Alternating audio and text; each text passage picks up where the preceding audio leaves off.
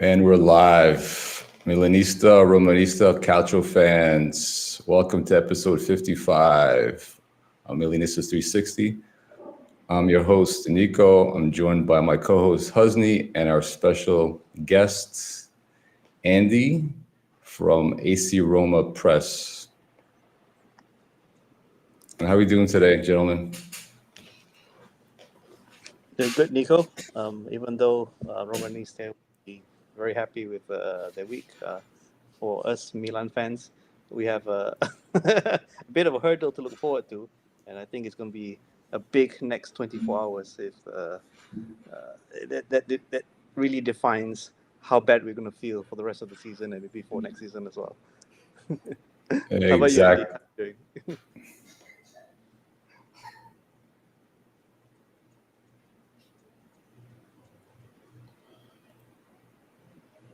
Can you hear us, Andy?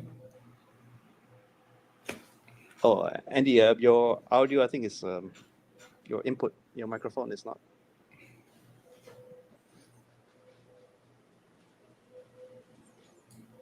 Sorry, everyone, just a bit of a technical issues.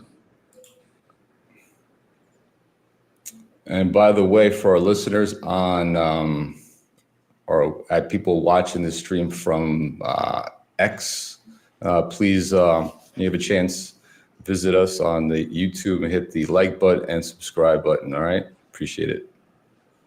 It'd be great.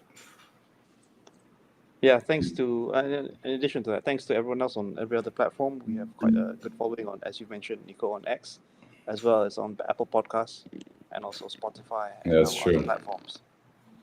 Yeah, we're everywhere. Well, Andy's working on his audio issues. It happens from time to time. Husney, so let's get your thoughts on this last game. I don't know what to say about it much. If you ask me, I had somewhat expected it on some level because of what had happened in the first leg.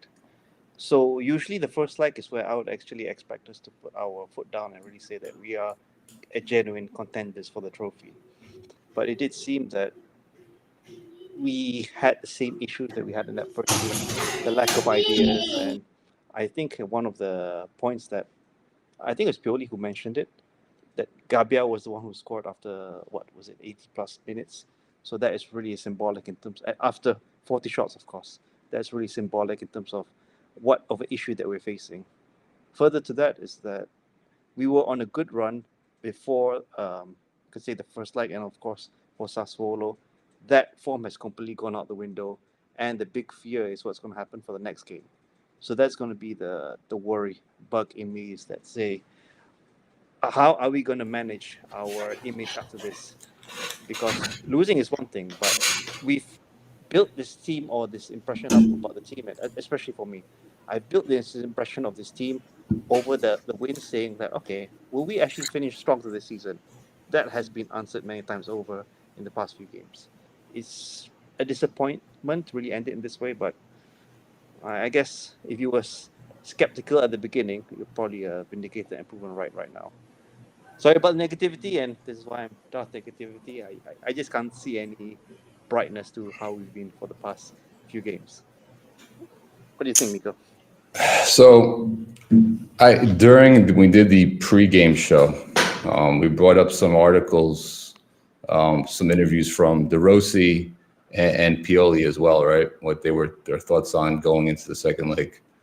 And what we noticed was De Rossi came out and said publicly, we're not changing our tactics at all.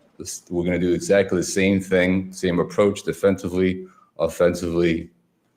We're not changing anything in the second leg against Milan. So that being said, I knew that we're very confident going in that Pioli wouldn't be able to adapt or change anything because he's very predictable. He's been very predictable all season long.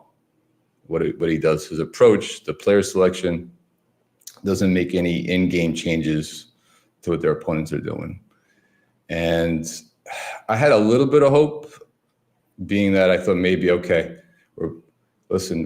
we have our best players playing forward. Giroud's finally going to maybe do something. Leao maybe finally will show up in this game. Maybe our defense will be solid. They've had their ups and downs this season. Maybe they'll finally put it together. And you could just tell. I mean, even in the first few minutes when that game started, you could tell there was zero energy in the team, and you could see from Roma's side, they wanted that game. They wanted to take it to us from the first opening minutes, and that's what they did. And it's very Can I just say that from a Roma perspective, what jumped at me was, and what I would worry if I was a Milan fan, was that you played 60 minutes with a man over us. We were down to 10 men for 60 minutes, and you could still argue that Milan looked just as threatening as Roma when we were down to 10 men. And Roma, what I thought was a bold choice for De Rossi when Zeki Selig got his red card was not to put an additional defender. Andy, I'm sorry to interrupt you. I think maybe it's the voice. I don't know. If it's from my side or. Yeah, same here. I'm picking up some feedback, Hosni. I'm not sure where the source is coming from. Are you both picking up additional feedback from somewhere? It's still a little.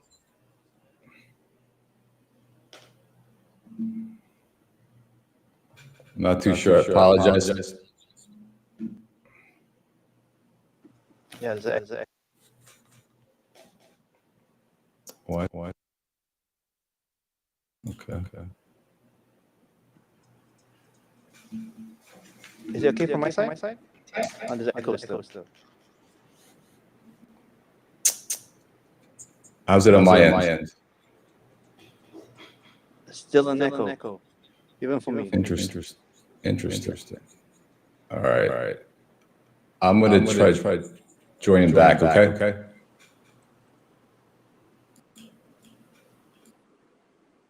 Testing. Maybe it's from my side. Sorry, Andy. We have technical problems. This doesn't happen often, but it happens.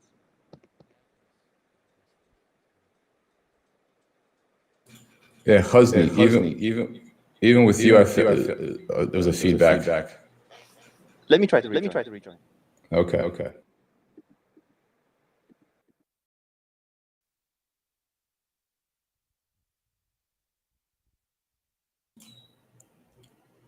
All right, everybody's listening to this podcast or watching it on YouTube, and X. We'll be right back. Apologize.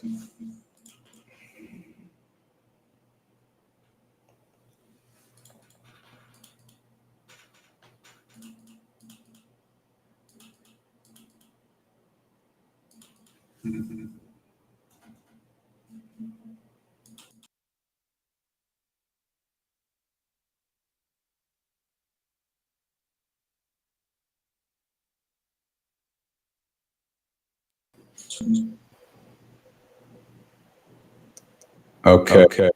I'm still getting. This is interesting.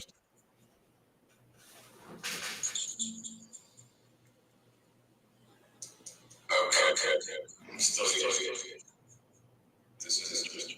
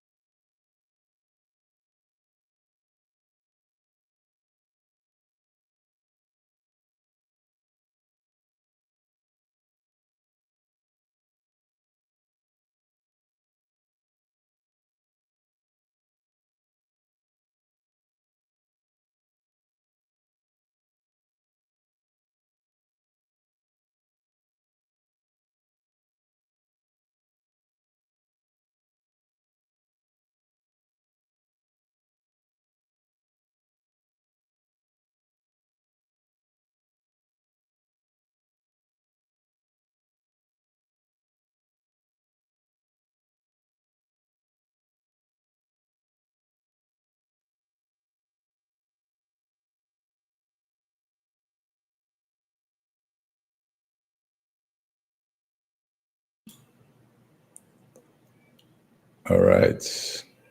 Sounds good on my end. Can we try rejoining everybody?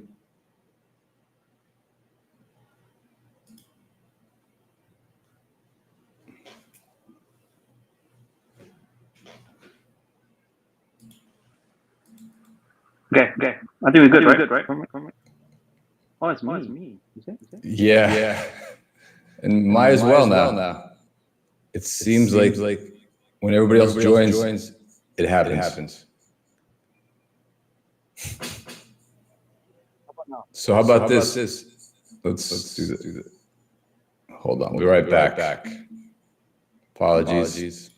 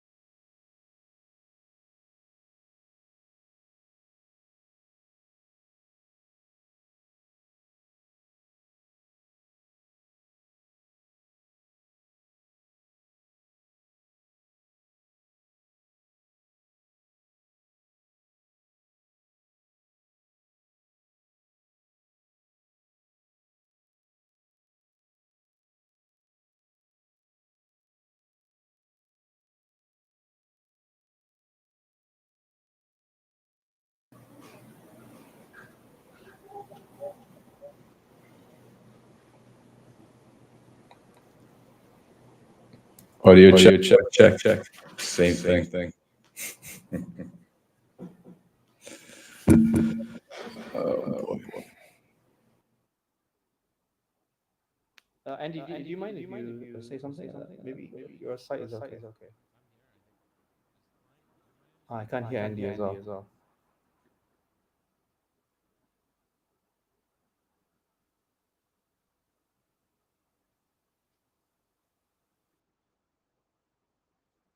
Some technical issues.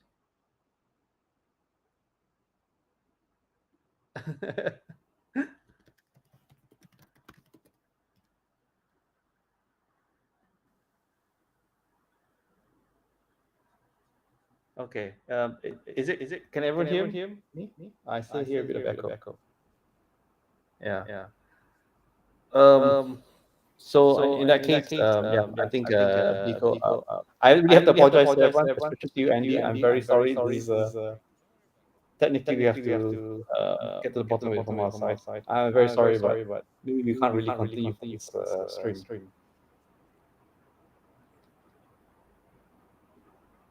Okay, so apologies everyone. Apologies to everyone tuned in, and yeah, we'll have a better technical product for you next time. So thanks again, Andy. We'll be sure to invite you right away and redo this. See you, Andy. Yeah, and and Nico, yeah. Let's discuss this in a little chat. Yeah, this is interesting. This is, I don't know, somebody hacked the system. Wait, but your side is clear. Now it is. And yours too. Oh. Okay. So for whatever reason, for everybody listening out there, it seems like for whatever reason today's Restream decided that we can't have more than 3 people on this, or two people on this live broadcast. Strange, but yeah, it's Which we usually do. We usually have up to 4 or 5 at a time going yeah. live without any issues. So we'll have to reach out to Restream's tech support and figure out, get to the bottom of this. But yeah, thanks everyone for tuning in. Anyway, it's much appreciated. I know that people are looking forward to Yes, it. before we go, since we're audio is working really quick, I'd like to add Do a you want few to do your things. defensive animal, by the way, Nico? Sure, I mean, yeah, let's get into it. Yeah, why not? All right, so we do have a show for you. Don't We worry, do have guys. we got something cooked up for everybody out there. So before we get into it, I know in the past, my defensive dynamo segment has focused on the defensive woes of our club. You know, the issues, the problems that we've seen over and over again. And I know there's a few Milanista out there, fellow Rosanetti, that have not been happy with what I've said in the past. And it's totally fine. However, at the end of the day, I just want what's best for the club. And I'm glad everybody's seeing what we've been seeing for months. Finally, we're all on the same page, and that we do see that the change needs to be made with the manager. Right, obviously after this last game with Roma. And with that being said, at the end of the day, we're all Milanista. We're all in the same boat, and we should just stop the fighting online, on X, on Twitter, on social media, where I've been seeing a ton of it, hasn't it? And it's sad seeing fellow fans fighting, getting personal over this whole mess. It really is. So, Well, if I can chip into that, it really depends in terms of the camaraderie or the company that you keep.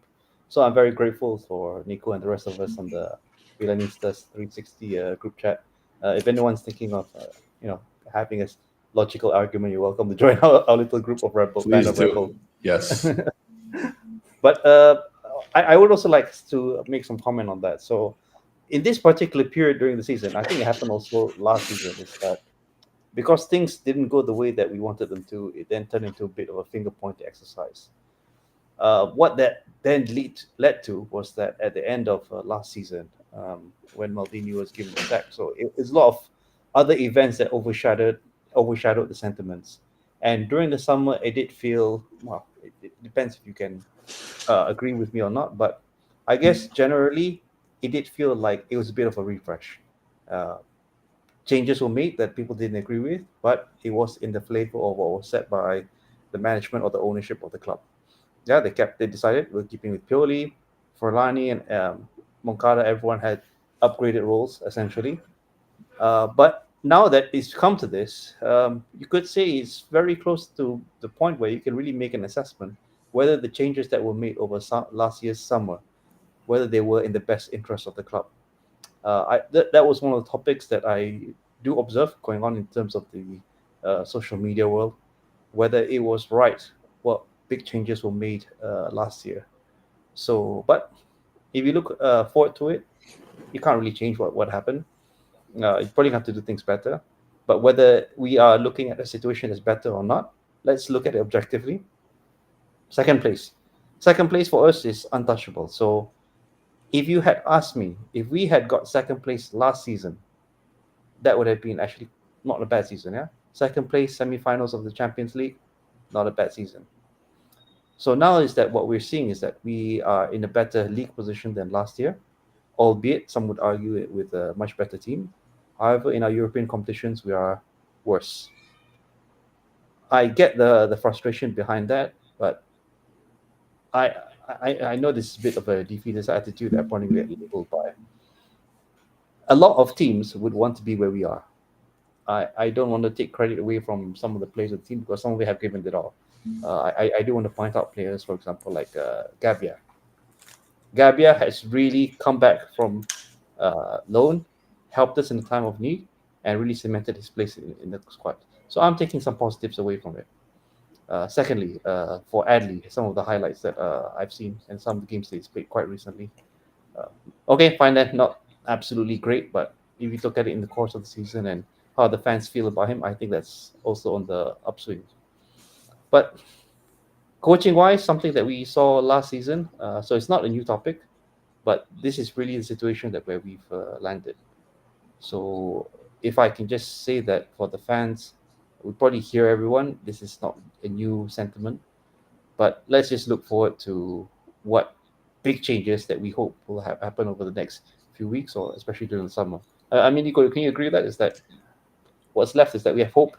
That's We all, have right? hope. We have hope. I do hope we show up on Monday against our cousins.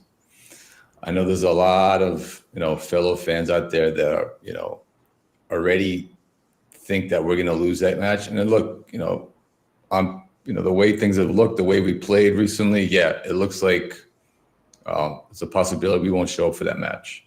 But as fans, we do need to keep a little bit of hope. and hopefully that the players have pride into themselves, and even Pioli, even though Pioli is most likely going to be out in June, I hope Pioli puts his best foot forward, doesn't overthink things, doesn't do too many crazy things, has learned from his mistakes in the past derbies, all right, because we've all seen it, how he's played in the past against Inter. And he just goes out and just competes.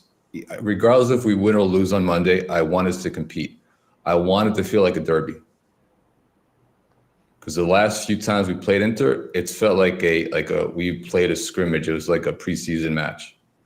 I want us to go in there, compete, fight, get into some scraps with them. Right? I want Theo to get into people's faces screaming, maybe a couple yellow cards.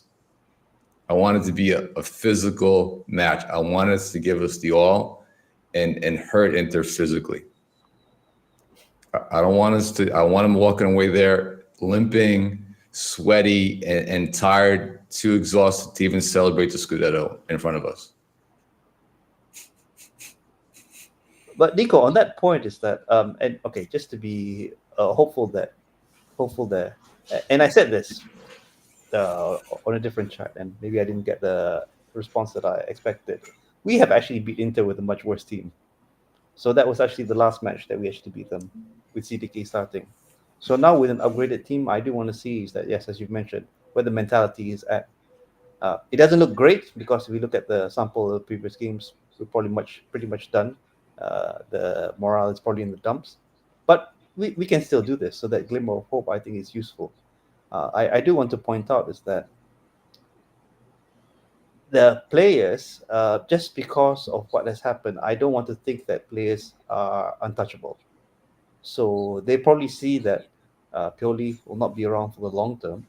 And if they carry this sort of attitude, whichever manager does then take up the job, he's probably want to see which players really have that fight within them. Because let's be very clear, and we've seen this so many times before. A new manager comes in, he wants to cement his own philosophy. He has idea about the players, and he's probably going to watch the last couple of games. No doubt about it. I think you can agree on this about this. Of course, yeah, definitely. I mean, he's probably going to be whoever's like our candidates right now will be definitely looking at watching the game on Monday and seeing what players show up for that. So those will be So it's an interview of sorts because for those for any new manager, if he wants to have the players that he wants and he's very hard-headed about it, the only way he's going to get about it is going to have to get rid of players and reinvest in the club, of course, if the management then allow. So yeah, thanks, Christian, always tuning in. By the way, Christian, we wanted to ask you. You can drop us a note in our socials. Yeah, we want you on our chat, brother.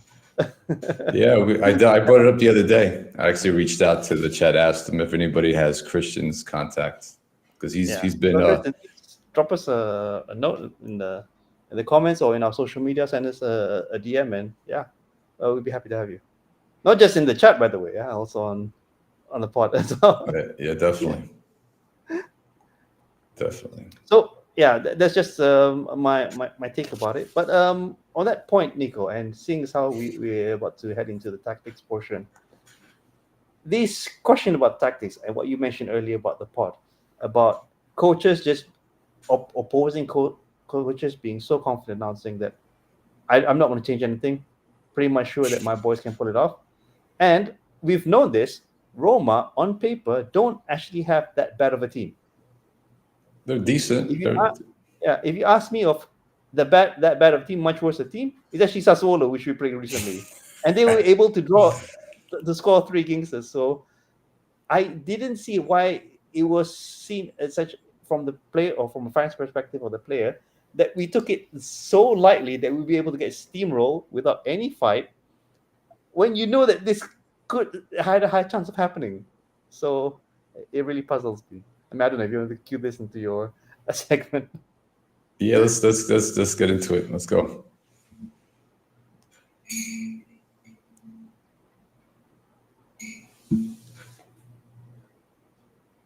All right, let me pull out the graphic. Yeah, so the presentation. It's here, is it? Yeah, it's in the slides. It's in the slides. Yeah.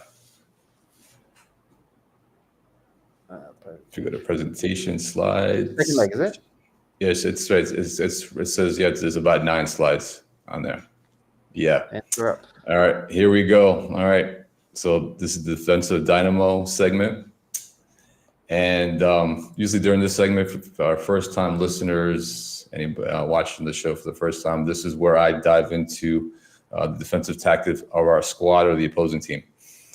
So first things first, we all noticed on this last match some really odd things that Pioli did. I mean, everybody noticed it. I actually noticed it more the second time I watched it because when I watched the game live, I was actually working. So I was kind of multitasking. So I was, watching the game as a fan, not really seeing what was going on. But when I watched it later that night, and I just, was watching plays over and over again, I started noticing some really common things. So first things first, this is early on the match where Roma's got the ball, right, in our half of the field. And as you can see here, we're playing at a 4-2-4 formation defensively. All right. We have Leao, it looks like Giroud, Loftus-Cheeks, Pulisic up front. We have Calabria in the midfield next to Benny in the double pivot, which just blew my mind. And then we see in the back 4, we have Musa as a right back. You have Gabia, he's marking Lukaku. Hang on. Musa is right back. To Yes. everyone who might have forgotten, we've seen this before, by the way. We've actually seen. We have, and how did that play out? It played out well for the opponents. Yeah, The opponents, it was great. Great for them. So you're putting this kids. This is my beef. And listen, I'm not a professional coach. I can never. I don't like judging coaches on their tactics. I try to stay away with as much as I can. But who in their right mind? Either he's overthinking it or he thinks, I don't know what he sees in training with Musa. I don't know what they're doing during the training sessions, putting him as a right back. But Musa, anybody can see it with their eyes that Musa is not a right back. He doesn't have the skill sets to be a defensive player for that position. And in the past, he's failed. So you're putting a young kid, he's 20 years old, as a right back in a match you need to win. This is not a game against, a regular, a lower table team that we're up 3-0 in the second half and you want to mess around with the formation. This is the second leg of Europa. Your season depends on it. Your job depends on it. The fans expect to win. And you're putting this kid as a right back.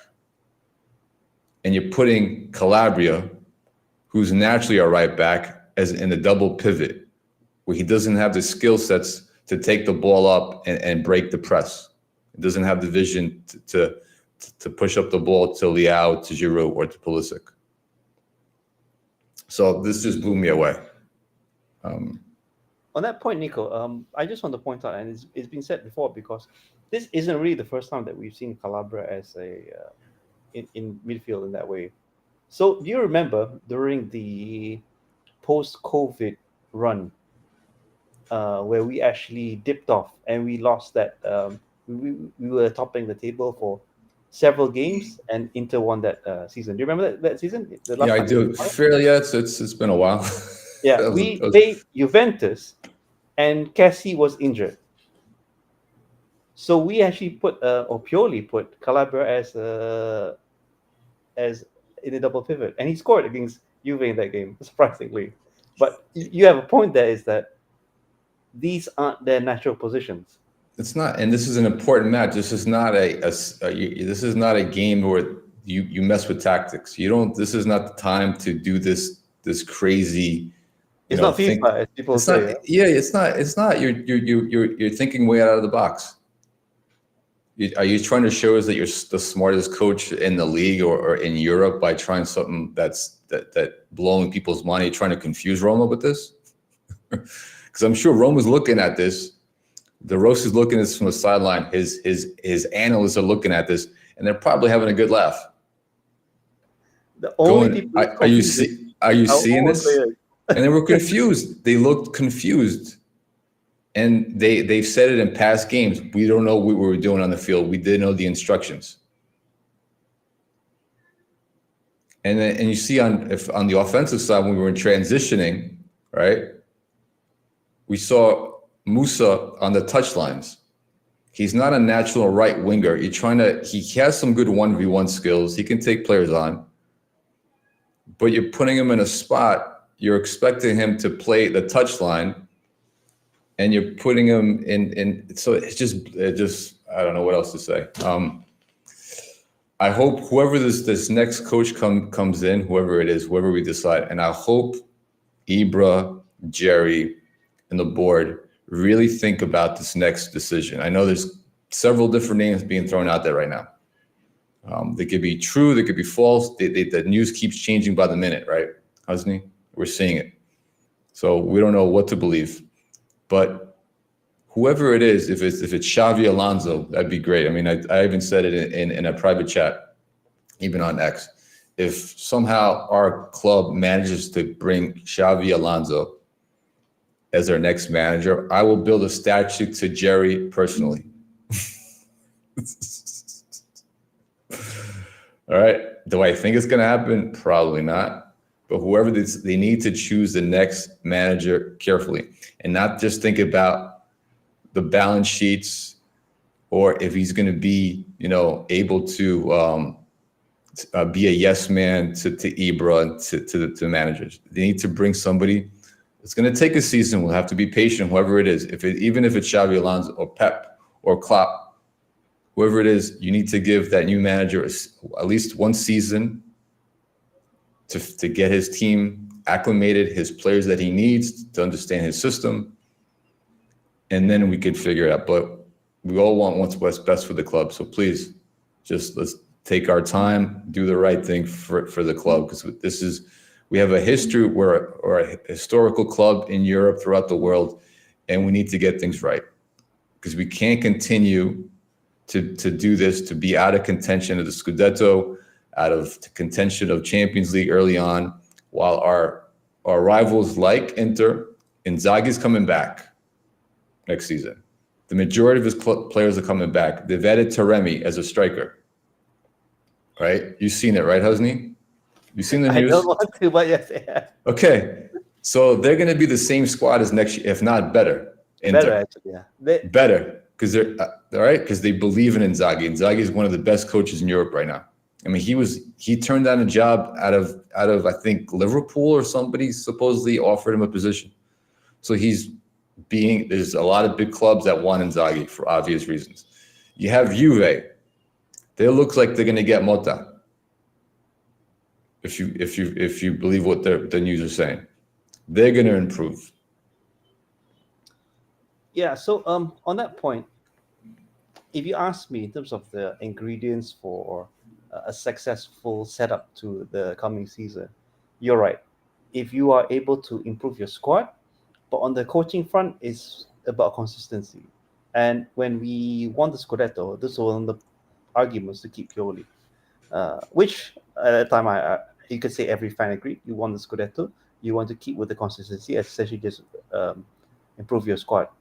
But one thing that really got me is that why we didn't pull the trigger when we became consistently bad. So Maldini, based on his interview, was onto this, saying that we should have reassessed it earlier. But yeah, he got the sack, he got the shaft, and pretty much gave Pioli more powers to do what he's doing now. Yeah. This And this is then this is take his Pioli's responsibility. players. Yeah, his You know, players, his steps. So there needs to be that responsibility there. you need to But be accountable sorry, for your actions. I just want to just read out some questions from Sure, the yeah, go chat. ahead. Let's do it. So, first one from Christian. Thanks again, Christian, always being here. Yeah, the final. I don't know. Maybe we want to discuss this after your slides, Nico. Maybe we'll get back to this about the Primavera.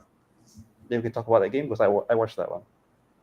So I actually watched some of the highlights, and the one thing I was impressed was defensively. There was a moment where the opposing team they were trying to score a goal, and our two center backs, I think the way they were positioned on the goal line and blocking the shots, I was impressed as somebody who's passionate about defense.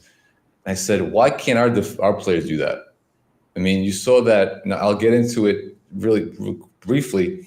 If you see that first or second goal that Roma scored, it might have been the second one. We'll actually get into the slides. So let's move on to the next slide. If we have any. All right. So this is the first goal that we ate. So we've seen this before. This is not a new trend. This is something that people who've watched this show in the past, and I've brought this up countless times, and I hate doing this. And I hope next season I won't be doing this. Hopefully there's will be some positive things about the defense next season, actually. But again, wide open. You have all these players sitting around. Our midfielders are slow to react, to recover. And there's an open shot from the top of the box. All right. And you see Tamar, he's trying to do something, but he doesn't even deflect the ball. And this is something that I saw from Primavera that I just noticed. They're more willing to put their bodies on the line,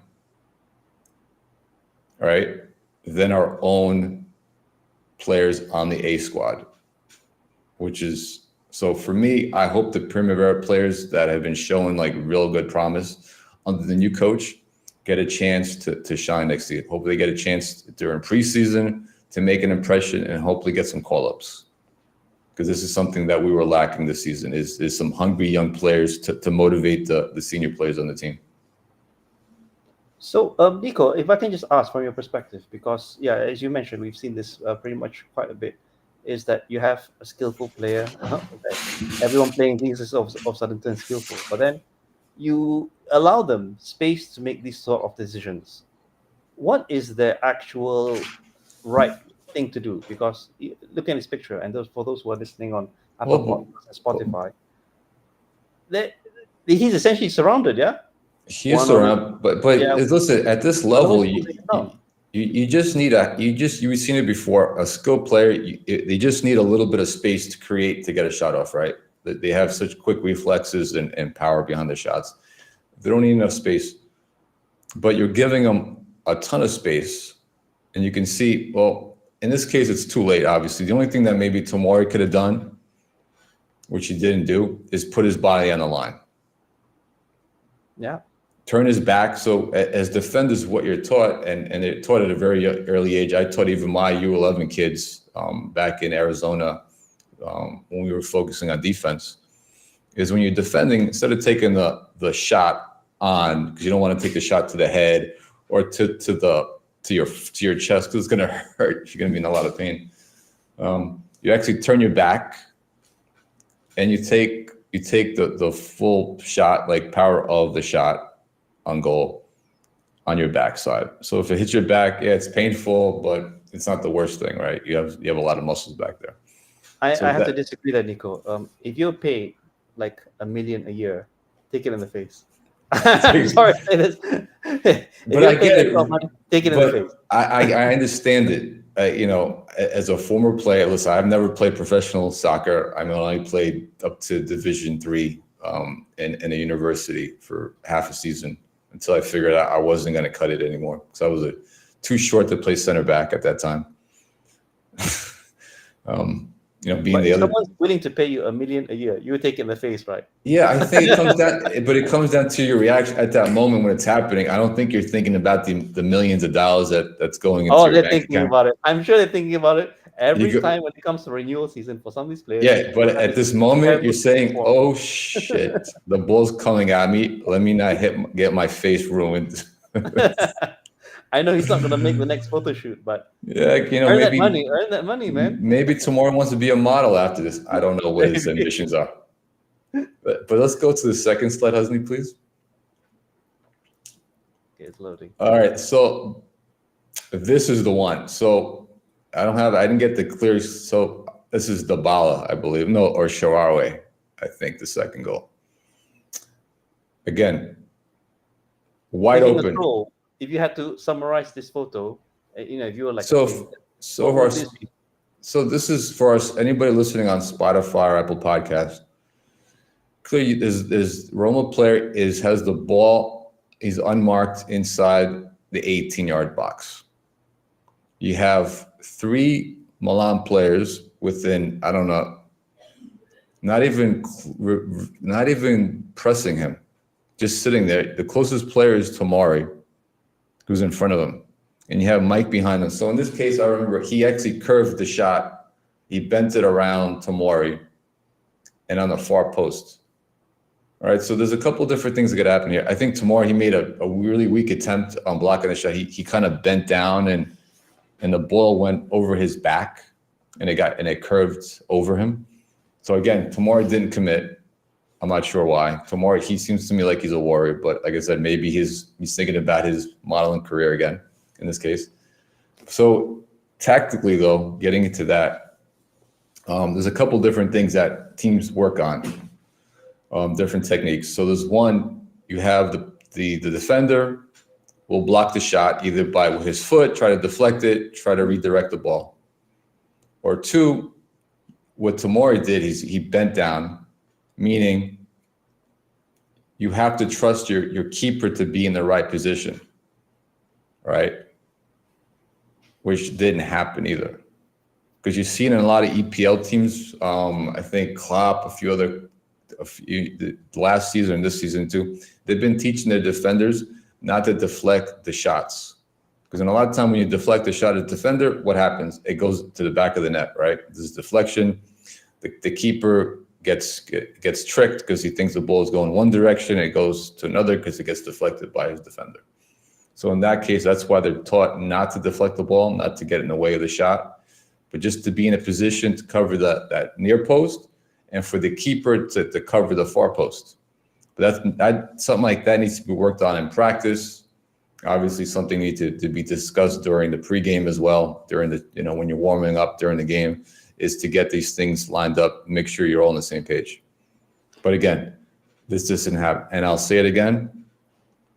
I hope these things next season, I won't be doing this segment next season will be more positive than negative. Because honestly, as a fan, I don't like doing this, but these things need to be addressed because this is something we've been seeing all season.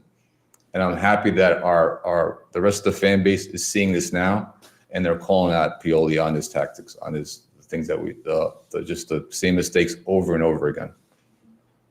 Yeah, I agree. And, I just want to point out that if you haven't seen the game and you just saw this picture, it looked like Dybala's taking a free kick inside the box. Yeah. There's a line there. Everyone's practicing social distancing like Dybala got COVID.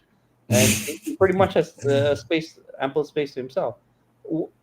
The basic question is marking not a thing? Let's purely tell players, you just don't mark. Let's all get in line. And it comes to an offside trap. Is that what I don't know. I don't know what they're trying to do, but this falls down on our midfielders as well. We have our current midfielders that we have. In this case, we had Calabria and Benny, right? They might have been out of position. Benny doesn't have the legs anymore for a lot of reasons. He's not 100%. I don't know what. He's maybe still carrying an injury, a knock that we're not aware of. But this has happened a lot of times where our defenders have not gotten back. maybe, like I said, like you said, Husni, maybe he, the Roma player he had COVID. He was coughing on the pitch. People didn't like it. They didn't want to get sick, and they were backing away. I don't know. But like I said, during our Scudetto run, these things didn't happen. When we went on that winning streak to close out the season, we had our center backs were really good pairing. We had Tomori, Kalulu. They were playing really well. We had Kessie, Tonali. Those Tonali and Kessie covered so much ground, even though offensively they weren't the best sometimes, but defensively they were beasts in the pitch. They covered a lot of ground, they recovered a lot of balls, and they actually played defense. And this is something that our midfielders this season do not do consistently.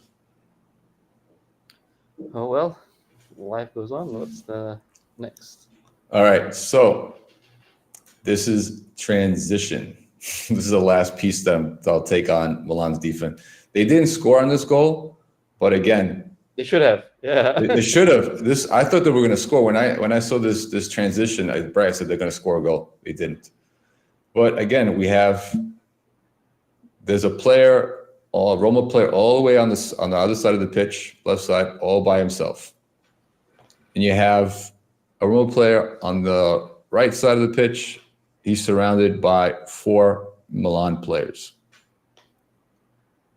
And I don't know who's trying to backtrack, who's trying to recover on the player on the left side, but he's about 20 feet, away. I mean, I don't care if you're Usain Bolt, you're not catching up to him at this point. So again, transitioning, we're out of position, and clearly Roma had a chance to score, they didn't score. Might as well have been 3-1, but yeah, I mean, it's not just about the pace of our players. So if you ask me in terms of the paciest people who can get back in position, I can only think of Kalulu, because I've seen him run and I've seen him catch up to players. Yeah, he's not that big of a guy, but he does have the pace for it. But alas, he's not on the pitch, or he's definitely not fit to play. But and this is what I wanted to ask you, is that in place of pace, does positioning then become all the more important? Because you also don't see it here. I don't know what can you do to prevent this, because it seems that we are crowding around and essentially caught out. He's by himself. It should have been a goal. This can happen again. But is this really how we are trained for this to happen? Well, if you notice, even during the game, we were so disorganized defensively. And this is, again, it all comes down to being prepared. And I guarantee this same screenshot, I'm sure Inter's looking at this as well. And you have, their players licking their chops, going, all right, if we have this opportunity, we're putting this ball behind the net. We're not going to miss our chances like Roma did.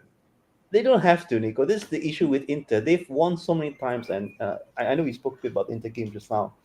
How many times has Pioli played against Inter, and how many times has Inter just walked away laughing, really? What difference does this actual loss make? Not much in terms of the sequence, but this is really setting a record in terms of consecutive derbies that we've lost. But at the same time, Husni, we haven't even competed in those. To lose 3-2 or take it to penalties and or maybe lose 1-0.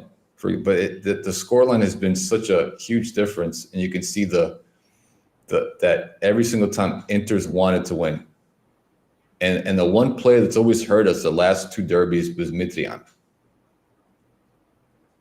Every single time. Let me see. Before I move to the next question, I just want to answer Ray. Thanks, Ray. I know you put a bunch of comments in our chat. I haven't been able to respond to them all, but I just quickly want to say about the stadium project is that this is something for the long term. If you ask me as a fan that wants to see wins and really upswing in performance quite quickly, the stadium is not really going to help much. And I know that we've made some concrete moves, but until they break ground on construction, how will this really help us? Not really. I mean, you still need to put a good team out there. Financially, we'll be good, right? We'll be making money, bank. Once it's done, once it's occupied, once we're playing games there, it's so far down the road, guys. I know there's excitement about it, I but think 2028 or 29, I think. I'm just not seeing it. In 2029, can you believe it if Inter put together like 2 or 3 more Scudettos in that period of time? How far behind will we actually be? And they might be able to win a Champions League by then too. Maybe, yeah. They've made the final. I know this season wasn't great for them, but they've won a trophy, which fans don't think is important. They think that the balance sheet is more important than winning stuff. But So I've been following. So I follow a lot of Inter accounts on one of my X accounts, and a lot of the majority are they could care less about the balance sheet. So even their owner the other day came out and he said he made a point. I don't have the statement in front of me, but he said yeah, that his goal is to make Inter a successful team and to keep winning championships. yeah. So I guess the translation for that to fans is that everyone else worries about the game and performances. Let him worry about the money and Yeah. titles, maybe. Yeah. And I'd like to see. I've never seen Jerry or even Forlani ever come out and say, "Hey, let's go out and win games. We want to be winners, championships. This means more." So it tells me, money wise, sure, Inter's got issues financially. We all know that. It's not a secret. But their owner is setting a culture saying we're about winning, and that means a lot to the fans and to the players and to the manager, saying our owner, regardless of what the issues are financially, we want to win. And that goes a long way with the mentality of a club. Oh, also, before I get to this next screenshot, this is Roma's defense. I saw a video the other day. I don't know how true it is. They were talking about Inter has plans on building a new stadium as well. They have plans. They haven't released too many things about it, but there are plans of Inter building a stadium. Just an FYI. They don't need to talk much about the stadium, Nico, because they're focused on winning the league. So, kind of, if you ask me, that makes perfect sense. That you talk about what's important right now, right? And listen, for me personally, I could just speak for myself. Yeah, it's great to be financially stable as a club. I get that. But at the end of the day, when you have a team, it's about winning games, winning titles. And this is what our club is based on specifically. This is why a lot of us became fans in the first place. It's because we had this winning mentality for the longest time. And I'm sure, Husney, too, you probably most likely became a fan as well because of the titles, the players that we've had on the team as well in the past. Yeah, I agree. And I just want to make a point, and this will answer some selected fans that think because we don't pay much attention towards the balance sheets and all that finance BS that we want to get Mbappe. That is not true, by the way. Yeah, I'm sure you'll agree with me, Nico. Is that it's not about because we don't care about the money that we want to get the most expensive player out there. Let's face it, Pioli wouldn't know what to do with Mbappe. He wouldn't know what to do with Messi. Yeah, we would still have Tunich if we had all that money. So that's the fact. But we want to make the changes where it has a big impact. So if it's because we don't want to pay 5 million or what is it, 7 million to just pay off Pioli and bring another coach that will cost an additional 5 million, to me that's bad business. Yeah, and we've covered this in the previous episode, saying that keeping Pioli on has cost his club more than taking a chance on another coach that might do better. So let me really make that very clear. Because I say things like, for example, like Forza balance sheets and all that, it doesn't mean that I want us to get Mbappe. That is not true. We don't need to get players at all costs, as some people choose to put it. But we need to make the changes where there's big impact. Purely, is a decision that a bigger club would have made immediately. You're not performing. I'm sorry. We had good memories, but it's time for a new coach and new ideas. Medical stuff. If he's not willing to let them go, and if you're not willing to have a complete overhaul of the back room, which I think won't cost as much as Liao or something, then what are we really spending our money on? Where is the money ball then? Yeah, if we're not willing to also improve the backroom stuff, and like also in the case of Chukwueze, I think for this season he's been used very sparingly, and for the amount that we actually, you could say, went at all costs to get him. I think it's from Valencia, was it? Yeah, I think so. What has the return been like? These are things that you really have to question as fans. But yeah. So one quick 100% take about the medical staff. So I think it was because a couple other big clubs this season had issues with injuries and players being out. Just like a huge uptick of injuries this season for multiple reasons: too many games, traveling, etc. I think it was Real Madrid. They got rid of their medical staff. It was the president that fired them. He didn't wait for Carlo to get rid of them. The owner of the president of Madrid stepped in and said, "Enough of this shit. You're ruining my players. You're ruining the investment, the image of the club. Get out." And why couldn't our owners have done that too? You own the club. If you saw an issue with them, why are you waiting on Pioli to do it? Pioli's never going to get rid of them. Those are his people. Well, we decided to keep them on, and this is one of the reasons why we've had these where we're at right now with this club. Yeah, and that then becomes another excuse in the locker, right? Oh, I can't win games because of injuries. Then what are we doing to address the root causes here? But fine. Nothing. Yeah. So going forward, let's continue with this segment. Yeah. So for everybody who watched the first match against Roma, we did notice that Leao and Theo were non-existent. They were totally ghosts in that game. And some of us might have thought, well, they didn't really try. They didn't make themselves available. They weren't really aggressive to go towards the goal and make their plays, their overlaps, underlaps, little 1-2s that they do together, which was kind of disappointing. But what we did notice is in that game, Sharawi, what De Rossi did really well, he overloaded that side of Leao and Theo defensively with players to stop them. All right, and it worked, right? They were not effective at all during that game. Theo didn't make his runs like he usually does, sometimes, occasionally. Leao couldn't do anything because he was always double and triple teamed, and he had no options to do anything, to give the ball back, to do anything with the ball. So second game, like we spoke before, De Rossi said, "I'm not changing a damn thing. I'm doing the same thing." All right, and this is the first shot here. We noticed this is the 14th minute of the game. And it looks like, I don't know if that's Pulisic might have moved over. So we have here 1, 2, 3, 4 Milan players on the side, on the left side. You have Leao on the touchline. And usually, listen, when you have the ball offensively, the idea is you want numerical advantages against the defense to increase your chance of scoring goals. That's the object of playing football, right? However, in this case, you'll see in the following screenshots that we were outnumbered. In this case, there's 1, 2, 3, 4, 5. 5 Roma players, actually 6. There's one behind the player with the ball. I think that might be Pulisic. And you have 5 Roma players lined up behind the ball in a compact, organized fashion.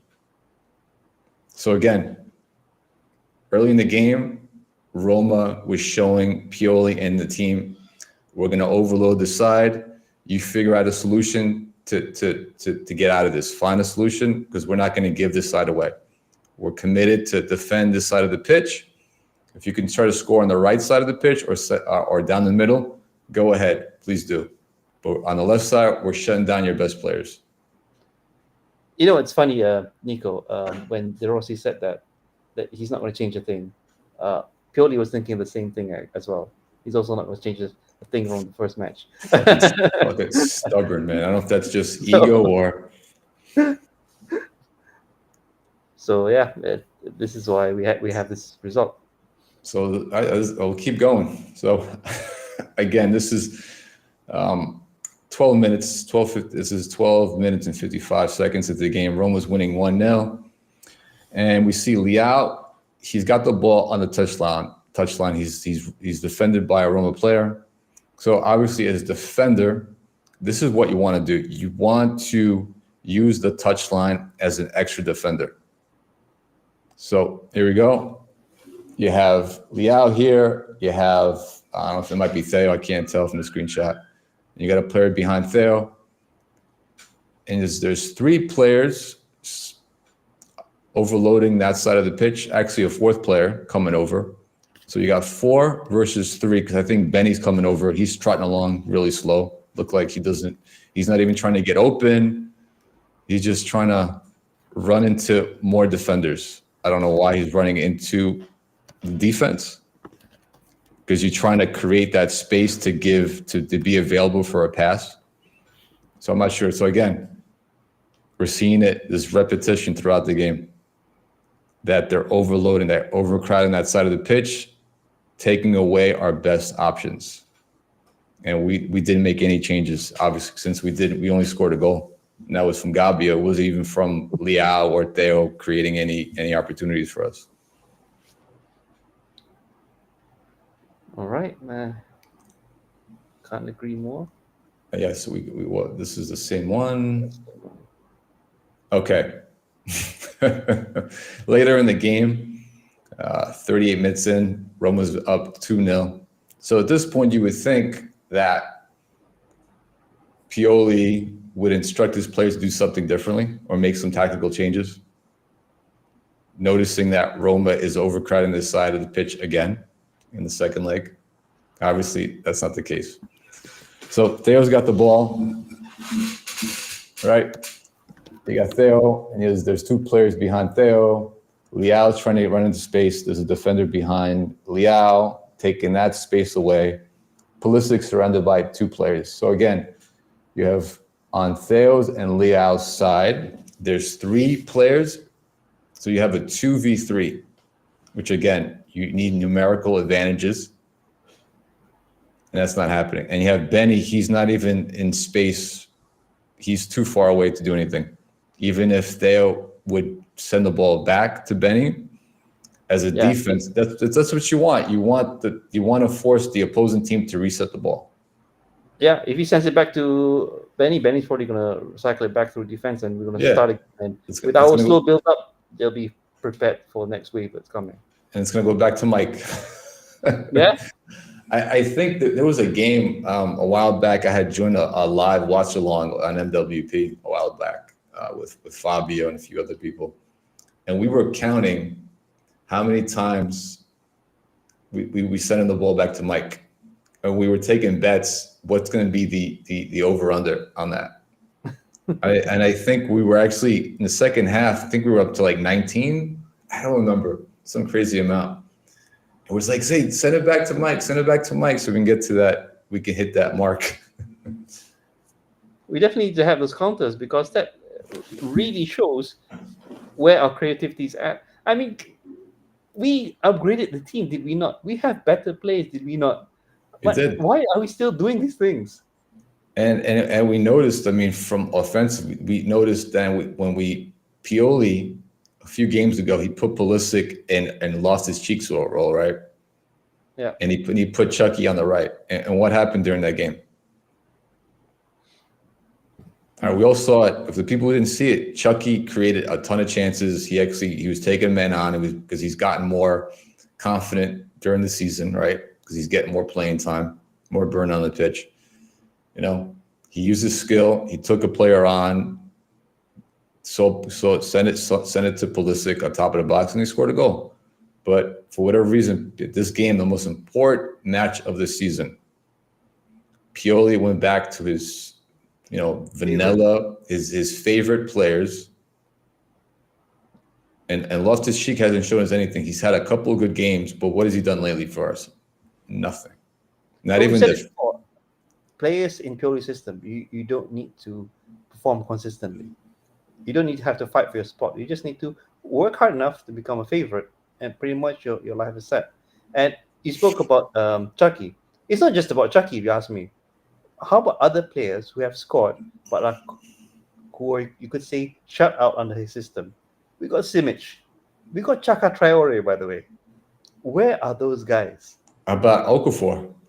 Yep, Okafor. I Jovic, think I don't want to say his name to him because I've also seen a poor side of him, but fine. He might have been a different. He could have been. He could have been. And just imagine, because Giroud doesn't, he's not dangerous on the ball, right? Giroud. He needs to be in space. You need to give Giroud at this stage of his life. You need to find opportunities to create chances for Giroud to score off of headers, scissor kicks, whatever he does. But Okafor changes the tempo, because now if you have somebody like Okafor in there as your forward, now it gives Roma another person to worry about. Now they might if you're forcing Roma, okay, I can't just overload the left side of the pitch, because now I have to worry about, I have to get a center back or two center backs to defend, to mark Okafor, because he might be able to do something against my team. So Yep. moving forward, I think there's a couple more slides, if I'm not mistaken. This is the last one. This one's a crazy one. This blew my mind. All right. So if, for people who've played football or practice it, we know what rondos are, right? Rondos are something you do during practice training to, you have 5 players on the outside, or 5 players on the outside, 1 player in the middle, and you have defenders. And you're trying to keep the ball away, you're trying to find opportunities to create space. And that's supposed to, the purpose of a rondo is to create space, to create angles, triangles, diamonds, to translate in a game-like situation, right? To get you prepared for a game. So in this case, we do see angles. There are angles for Milan. So in this shot, it's a 43rd minute into the game, and Leao has the ball on the left side, almost kind of central, and he's marked. So we have, I think Theo's on the left side of the pitch on the touchline. We have 1, 2, 3, 4, 5 Milan players scattered, right? I think that's Musa. I don't know what Musa's doing there on the left side of the pitch as well.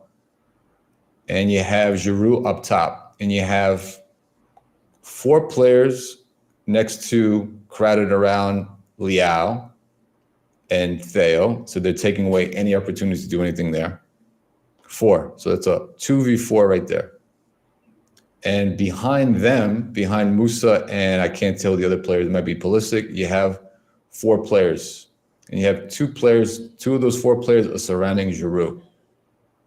So if you do your math, you have 8 Roma players versus 5. You have a 5v8.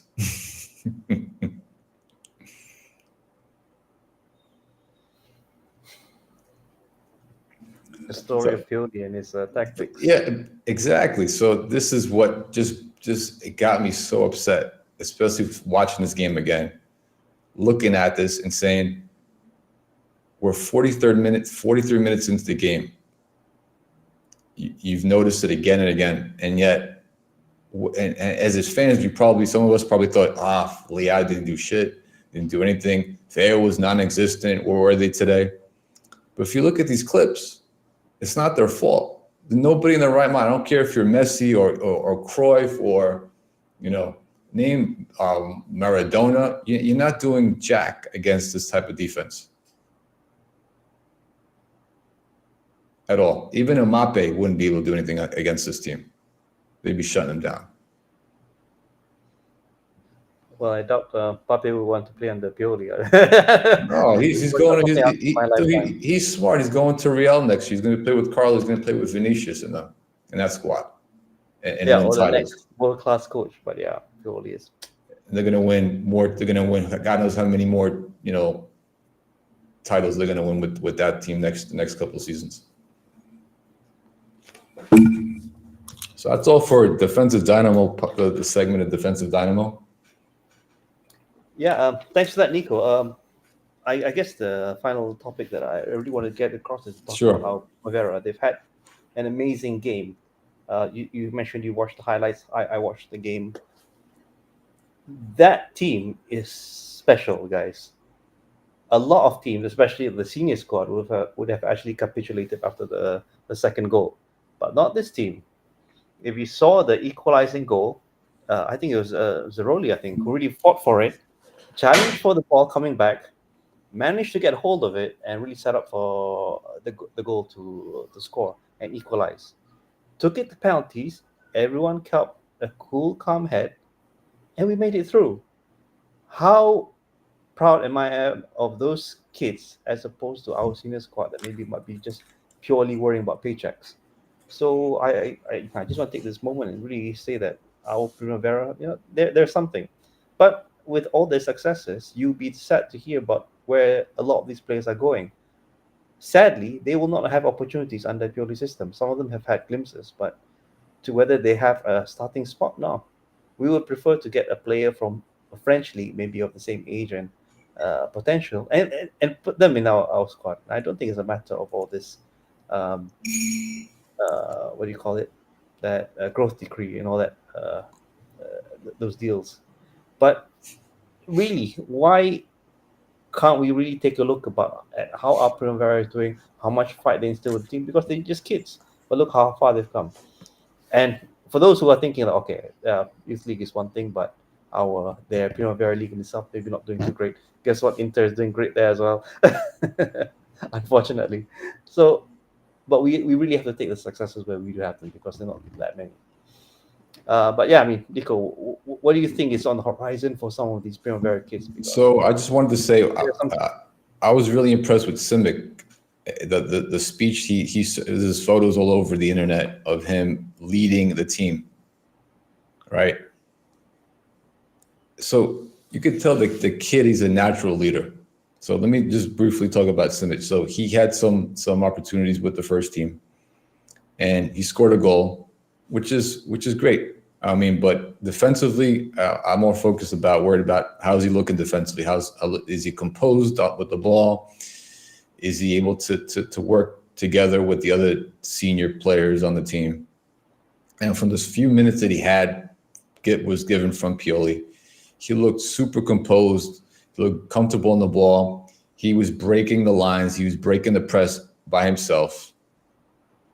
All right, and to me, by looking and comparing him to, say, somebody like Kourbasi, who plays for Barcelona. And Kourbasi he's a starting center back for Barcelona. He's played in Champions League. He's playing a huge game. And to me, they looked similar. I mean, I don't know, in limited minutes, would Simic be the same player as Kourbasi? I don't know. But just by my experience, they looked very similar in how composed and mature they are as young defenders. So to me, why not give the kid an opportunity, and why was Chow given chance after chance after all the shit that we saw from him, all the mistakes? But yes, going back to the Primavera, I'm very happy about them. I was super happy as a fan. Very proud of them. And I do hope next season, whoever that coach is, whoever's coming in to take Pioli's spot, I mean, I hope the news is right. I mean, God forbid Pioli stays. I hope these kids like Zeroli's given an opportunity. Simic is given an opportunity, and hopefully maybe start as a team. As a kid, when you sign as an academy player for a team, your goal as a kid is to be on the senior team at some point in your career. That's the goal of every young kid going up the system. And you have to give these kids a chance. All right, because they are balling out. They are showing everybody they can play. So to me, they should be giving it. Hopefully, they get a chance next season during preseason, and we get to see more of them. I did want to ask you about Abate, and yeah, we had a brief discussion about the coaching possibilities, and some names were thrown there.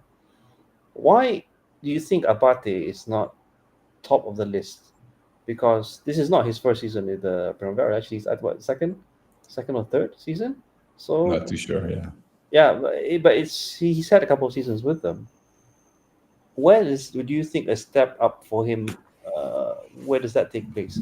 Because I would hate for next season maybe someone to come to Abate and say that okay, we're not a top four, top five contender in the Serie A, but we're maybe mid-table, but we're willing to give you a try. And we've seen what you're doing with the Primavera, and we think that you're a good coach.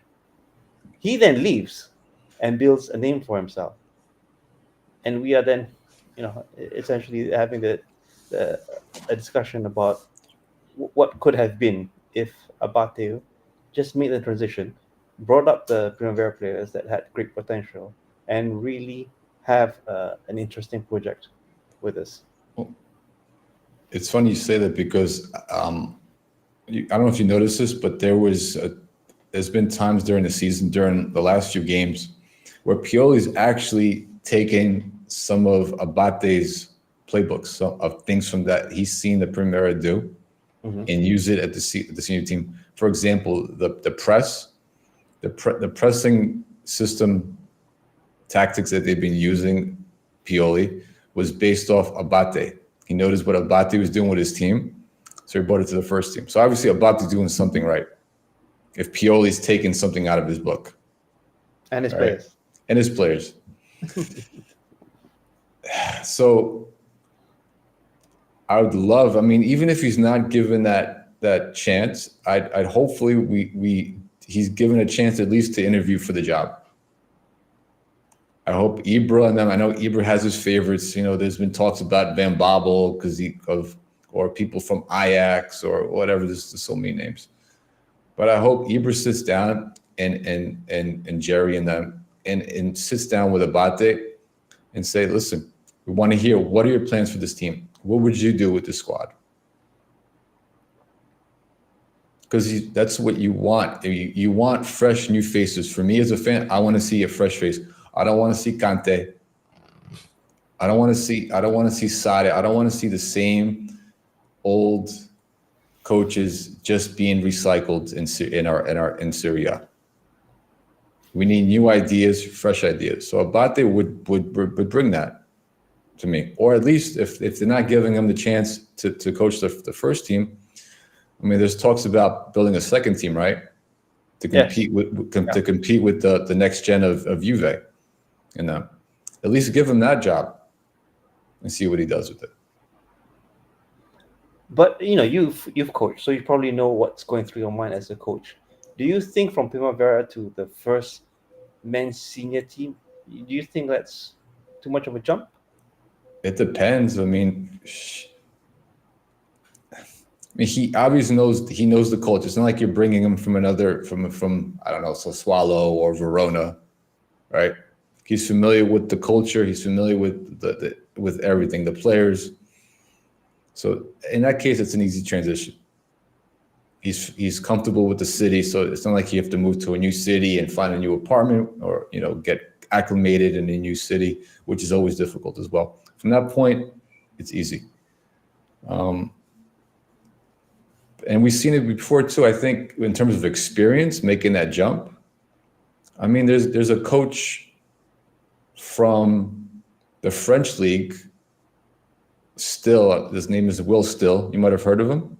No, I haven't. So he was coaching a French team in Ligue 1 without his license, without a pro license, and the team was getting fined every time he was coaching a game. The team was getting fined because he didn't have his pro license, and he made a name for himself. The reason he got so popular was such a big deal because years before he didn't go through the traditional way of coaching, going through like experiences with academies and younger teams. He was a football manager, like superstar. Right? We have many of those, by the way. Okay, but this is where like he didn't become a coach because of just that, but he got his understanding of the game, right? The way teams are run, management, transfers, right? Formation, tactics. Yeah. From there, he didn't go through the traditional route of other coaches. And then he coached some smaller teams before given a chance to jump from there to go to a first team, and he's done really well as well. He's been very successful because the guy is smart. He's a smart individual. He knows what he's doing. And again, he's coaching without a pro license, which is, that's unheard of. So Abate, who's got a pro license, I'm sure he does. Why not give the guy a chance? If everybody turns us down, if all these other coaches say no, I don't want to coach Milan, I don't want to deal with this, I'm not a yes man, etc. Why not give this guy a chance and see what he does? He can't be worse than Pioli. I agree. But this is why, for Pioli, we had the patience because, let's face it, we had the patience at the beginning because Pioli pulled something outstanding in the very beginning. No one can deny it. Taking over from Gianpaolo, with that team, really trying to shift from Gianpaolo. I think Gianpaolo started with 4-3-3. That's why Krunic came. Anyway, so then COVID hit, and he essentially built his CV up from just before COVID hit all the way until that unbeaten run. So that really gave him a lot of street cred, if I can say that, with the fans, with the management. And that's why we have Pioli, and they gave him the trust. For someone like Abate, my concern is that how does he then build that street cred? Because with the credibility and the successes of the Primavera, all well and good, but it's so easy for the fans to be on his back if he doesn't have the same sort of results. Because let's face it, it's tough. I assume the attitudes and the characters for these kids aren't the same that if you deal with some of the players say, I just need a new Ferrari or whatever it is, and I'm just not going to play properly until I get it. Well, different ball games. That's the thing. What happened with even Julian Nagelsmann, right? Yeah, young coach. So when he coached, he went from coaching Leipzig to coaching Bayern a few years ago. All right, and a lot of the players on Bayern Munich didn't respect him because of his age, because he didn't have any street cred. But he noticed they're bringing him back now. After canning the guy. And he did a decent job with Bayern as well in his first season. So I think eventually you just gotta show some, just be confident. He's regardless of street cred or no street cred, I think at the end of that, like any other coach in that situation, you just got to show the players that you're here to stay. That either you got to deal with me or you're going to get benched. Yeah, I like the second part because let's face it, some players they need to get benched. If not, they're going to pull off the same mistakes over and over again. No one's fighting for the spot. So I don't know. Do you remember the 2004 Greek national team? Oh, the one that won the Euros, right? That beat Portugal twice. In Portugal, all right, twice with a young Ronaldo and a Figo, all right. Yes. So the coach who coached that, Otto Rangheil, German coach. So I was actually reading a book recently from this Greek football writer about the team, about the background and how the team was constructed and all the shit went down. So anybody's listening that follows the Greek national team. To go back in '94 when they came and played in the World Cup, it was a shit show. the coach at the time, Panayulas, he was there was just a mess internally with the players. The players did whatever they wanted. They were hanging out, partying all night, going out to the clubs, smoking cigarettes. There was arguments, and it showed on the pitch. They were an embarrassment to the U.S. Greeks that watched the games in the United States, right? They got their butts handed to them by Argentina. Anyways, moving forward, so when they hired Otto came in with this German mentality, and he changed the culture of the club. Meaning there were star players that were on that team previously that had their spots cemented, supposedly. But when he noticed that when they were giving him, they were talking back to him, not wanting to play certain positions, he benched them or got rid of them completely.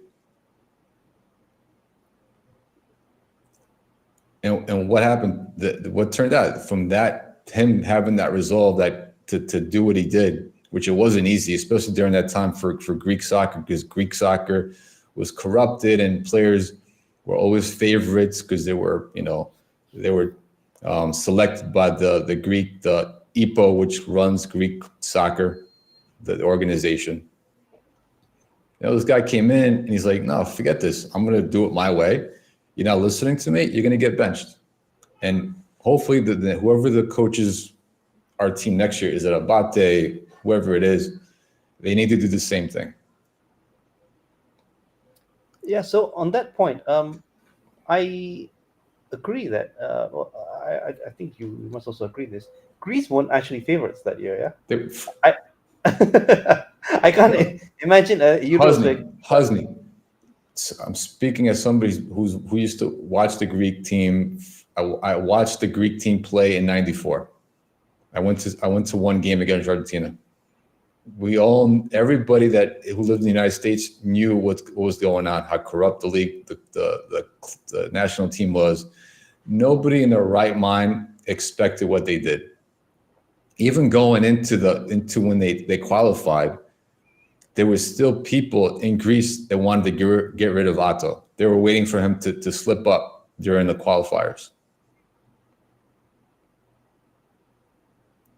And to go in and mind you, when they went to Portugal, being that they're Greece or a small country with they couldn't find a hotel. All the major hotels that were close to their stadium were taken by England, had taken up a whole stadium, a whole hotel, I should say.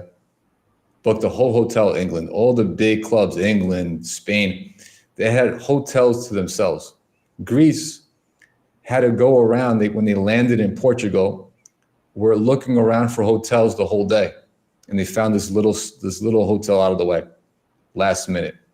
So imagine you're getting prepared to play in this big European competition, and as a player, you have to worry about where you're going to stay the next couple of weeks, where you're going to sleep.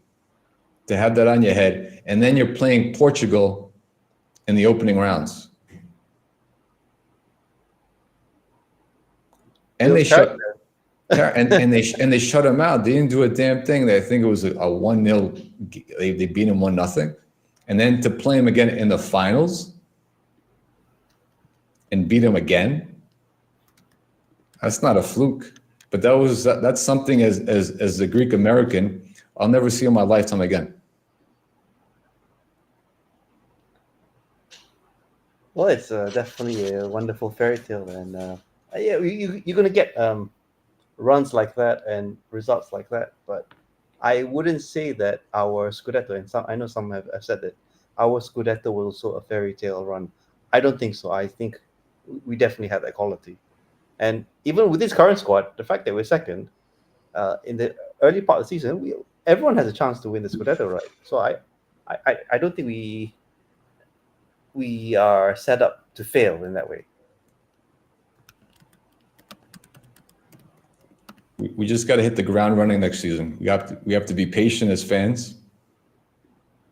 Hopefully, just need to be on the same page as a fan base. We need to stop all this squabbling about, I told you so. Pioli sucked. Pioli out. Pioli in. Jerry out. Jerry in. That needs to be squashed, especially online. Like the things that I'm seeing it's just not right. But we just need to be patient next season and give this new coach a chance. I'm even going to give him a chance. I'm not going to shit on his defensive tactics until maybe mid-season. Well, if he does a Gianpaolo run, I can't say the same. If we start bad, I'm sorry. I guess every fan has a limit, and well, I think it depends, Husney, on how they're playing. Listen, if we're losing games but we're putting up a fight, we're creating chances where our defense looks solid, and we're losing games, I can live with that, right? To a certain extent. But if we look confused, if we're playing a 5-0-5 or playing Musa as a right back and Giroud as keeper and doing some crazy shit at the beginning of the season, I'm gonna be like.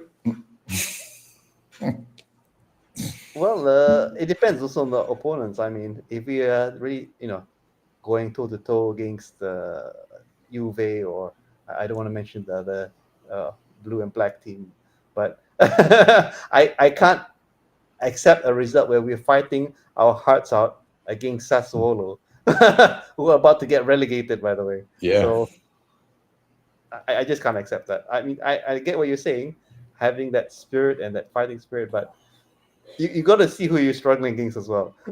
Good, because if we're gonna want to contend for the Scudetto, we got to beat those those small teams next year. You know. Hey, Christian, you're 100% on that. Okay, well, yeah, I think we've had a good discussion, and yeah, just to dial it back to the beginning, I personally apologize to Andy. I think so we had some technical issues, and we'd like to get him on the next pod or any pod that soon's happening place. We talk about how things are happening, Romanistas against Milanistas. So yeah, I mean, thanks everyone for tuning in. I have to give a big shout out to the chat. We have Christian here. We had Ray. I saw Joseph B. John was here. So yeah, quite a number of regulars on the chat. So thank you all for joining, and please catch us on Spotify, Apple Podcasts. We have Instagram and also Defensive Dynamo Instagram as well by Coach Nico. And also his channel that we're streaming. I think we also stream to that platform. Correct. So on that point, before we cut this live pod, just wanted to tell everybody else out there for the Defensive Dynamo shows that I have on Milanistas 360. Just to plug in a couple of shows, upcoming shows. Fugly Defensive X is be dropping on Monday. Going live with that. That'll be episode 4. I'll be focusing on the overreactionary Champions League and Europa League tweets that I saw during this past week. And then shortly, the next couple, maybe week or two, I'll be putting out a special on Franz Beckenbauer as well. So anybody who's been a fan of the Kaiser or noticed that that'll be a really good show. So make sure you tune in for that as well. All right, and do check out our social media pages, and also Nico, you have your own.